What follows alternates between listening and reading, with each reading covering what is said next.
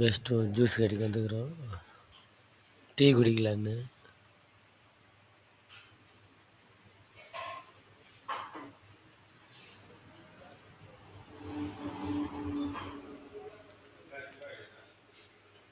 பதிமூணு நாள்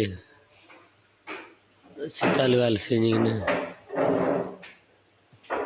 சித்தாள் வேலை செஞ்சால் டீ கூட யாரும் வாங்கி கொடுக்கல. இன்றைக்கி தான் வேலை செய்யலைன்னாலும் டீ குடிக்கலாம். வேலை ஆயிடுச்சு. மோல்டு மட்டும் ஆஞ்சநேயர் கோயில்.